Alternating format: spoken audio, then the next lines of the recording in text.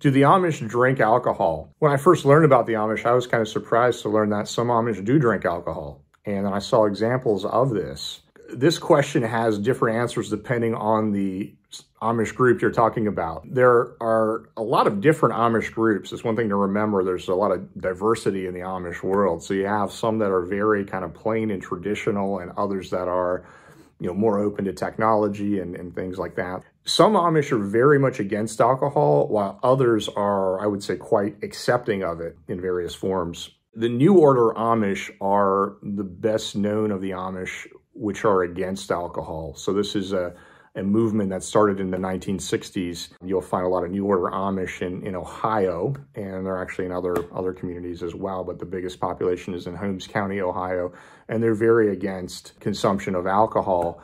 In other Amish communities, you can find alcohol. Some Amish make homemade alcohol, specifically wine. For example, in Lancaster County, friends of mine, they make homemade wine, beet wine, dandelion wine. You might have a little bit of that occasionally for health purposes, help you sleep better at night, whatever. In some communities actually have a reputation for alcohol use and even abuse. I'm not going to necessarily name them right here, but there's some communities where alcohol is a problem. You'll see that among Amish youth and even among the adults in some places. What's a little ironic is some of the plainer Amish groups tend to be more open to alcohol consumption. You would think the most traditional Amish, the most conservative, quote unquote, that use the lowest level of technology, you might assume that those groups tend to be the ones, totally against alcohol, but that's generally not the case. It's the quote unquote more progressive New Order Amish, which are the ones that are the most strong against alcohol. Sometimes you'll see headlines with Amish youth getting in alcohol-related trouble. And of course, Amish parents don't like seeing their children getting into this behavior just as much as non-Amish parents don't approve of it. Sometimes you'll see even DUIs happen where, an Amish youth or even an adult, it's happened before, gets pulled over and charged with driving under the influence, driving a buggy under the influence. Some communities have a reputation for Amish youth having parties where alcohol is present.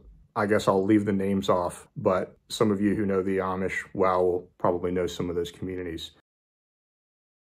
Twice a year, the Amish have a communion service, and at this communion service, they will drink wine as a part of the service. In some Amish communities, they will use grape juice, for example, in the New Order Amish, in place of the wine.